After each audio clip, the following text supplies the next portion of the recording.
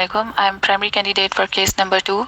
Since in this case, in my mind, I have the differentials of pemphigus vulgaris, IgA pemphigus, and bullous LP. So I will do the examination according to these differentials in mind. इस case में सबसे पहले for example history ख़त्म करने के बाद I will take vitals, pulse, temperature, blood pressure. उसके बाद I will do general physical examination starting with hands. तो आई सबसे पहले नेल्स चेक कर लेंगे for pallor, koilonychia, dystrophy, acute paronychia and subungual haematoma. उसके बाद पाम्स चेक करेंगे फॉर हाइपरहाइड्रोसिस और हैंड्स में फाइन ट्रेमर्स चेक कर लेंगे. उसके बाद आइज जनरल फिजिकल एग्जामिनेशन में will move towards face. Eyes में will check for anaemia, any conjunctival erosions, ulceration, redness. Anemia होगा due to inflammatory bowel disease, decrease intake और lymphoma, and eye redness होगी as a result of uveitis due to underlying inflammatory bowel disease.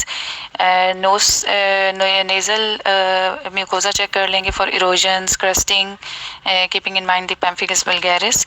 Oral cavity check कर लेंगे for any erosions of pemphigus vulgaris, mucosal lesions of lichen planus, candidiasis as a result of steroid intake or immunosuppression due to drugs or malignancy. उसके बाद patient को आप sip of water देंगे to take it to check for on inspection to check for thyroid movement of thyroid gland. और उसके बाद हम लोग leg पे check कर लेंगे for pitting edema. After general physical examination इस केस में then I'll move to cutaneous examination. Cutaneous examination में since primary lesion बुल्ला है इस केस में, तो उसका हम लोग सारा देख लेंगे in detail कि उसका size क्या है, shape क्या है, sites कौन कौन सी involved हैं body की, बुल्ला flaccid है looking है या tense looking है, उसका discharge किस type का है, erosions देख लेंगे, the size of erosions, any scarring, mylia or post-inflammatory changes like hypo and hyperpigmentation. उसके बाद flexures examination, flexures देख लेंगे especially axilla and groins, क्योंकि IgA pemphigus की predilection है to involve the flexural regions. और फीट देख लेंगे, फ्लेक्चर्स के बाद फीट देख लेंगे, इंटरडिजिटल स्पेसेस एंड सोल्स देख लेंगे. स्कैल्प हमें फ्रंट से जितना हम कर सकते हैं examination since the patient is in supine position, तो हम स्कैल्प देख लेंगे फॉर एनी इरोजन्स, ब्लिस्टर्स और एलोपेशिया ऑन द स्कैल्प. और पेशेंट का मैं wrist regions and lumbar areas भी एग्जामिन कर लूँगी since I also have bullous LP in my mind. उसके बाद फ्रंट से हमने सारा क्यूटेनियस एग्जामिनेशन कर लिया है. फिर पेशेंट को कहेंगे कि वो टर्न करें टूवर्ड्स हिज और हर लेफ़्ट. और जब वो पेशेंट टर्न कर लेगा तो उसके बाद हम दोबारा से पीछे से, जैसे आगे सारा एग्जामिनेशन किया, पीछे भी सारा एग्जामिनेशन करेंगे. और स्टार्टिंग फ्रॉम स्कैल्प देख लेंगे, back of neck, back of trunk, limbs, popliteal fossa. और क्यूटेनियस एग्जामिनेशन में निकोल्स्की साइन और एस्पोहेंसन साइन भी एलिसिट करना है. और सिंस जब पेशेंट ने साइड टर्न की हुई है और we are examining her back, तो हम परमिशन लेंगे from patient and examiner to check for perianal region, क्योंकि इसकी पेम्फिगस IgA पेम्फिगस की एसोसिएशन है विद इन्फ्लेमेटरी बाउल डिजीज़. तो पेरी एनल रीजन देख लेंगे for any fistula, sinus, nodules और पेप्यूल्स. और पेशेंट को दोबारा से हम कहेंगे कि वो सीधा हो जाए, सुपाइन पोजीशन में आ जाएं. और अब हम रेलिवेंट सिस्टेमिक एग्जामिनेशन स्टार्ट करेंगे, जो इस केस में आई थिंक GIT और मस्कुलोस्केलेटल एग्जामिनेशन जो है वो मोस्ट इम्पॉर्टेंट है. और टाइम मिले तो हम बाकी एग्जामिनेशन भी कर सकते हैं. GIT में हेपेटोस्प्लीनोमेगाली देख लेंगे फॉर IgA मोनोक्लोनल गैमोपैथी, क्योंकि उसकी एसोसिएशन है IgA पेम्फिगस के साथ. Para umbilical lymph nodes check कर लेंगे, if the patient is thin और लीन तो उसमें वो हमें मिल जाएंगी. और राइट आइलियक फॉसा मैस के लिए पैल्पेट कर लेंगे, keeping in mind the Crohn's disease. और उसके बाद पेशेंट क्योंकि सुपाइन में ही है तो आप जल्दी से ऑस्कल्टेट कर सकते हैं for respiratory sounds and heart sounds. उसके बाद पेशेंट के इनगोइनल लिम्फ नोड्स चेक कर लेंगे.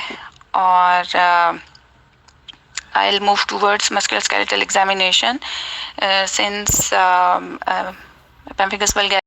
Two things in cutaneous examination, scale भी visible है तो उसका type, color, adherence, scale के characteristics भी check कर लेंगे. और प्लाक्स की शेप एन्यूलर है, सर्सिनेट है, वो भी देख लेंगे। और फ्लेक्चर्स में वेजिटेटिंग लीजन्स, इरोजन्स एंड पस्ट्यूल्स के लिए। और सिंस इस पेशेंट के फेस पे भी लीजन है, bridge of nose and cheeks पे, तो पैम्फिगस सिस्टमेटोसिस भी आ सकता है इसके डिफरेंशियल में, तो उसके लिए भी देख लेंगे। For lesions on for skin rash on photo exposed parts, oral ulcers, alopecia, lupus hair, peri, angual, nail fold infarcts, ragged cuticles, any nail fold changes.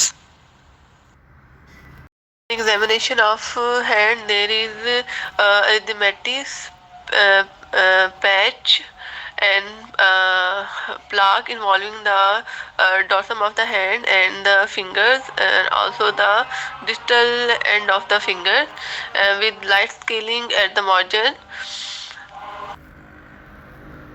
On examination of the face, there is hyperpigmenting rash involving both area of the cheeks and also the involvement of the chin. And on examination of the tongue, there is erosion on the tip of the tongue and brownish coloration of teeth. On examination of sole of foot, there is erythematous plaque with peeling of skin at the periphery and involving the sole of the foot. Non-tender temperature is not raised.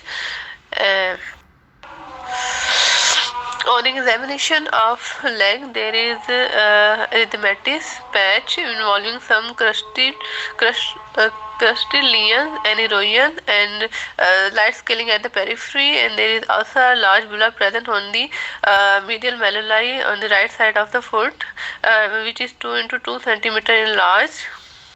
My differential is pemphigus vulgaris and drug-induced pemphigus and paraneoplastic pemphigus.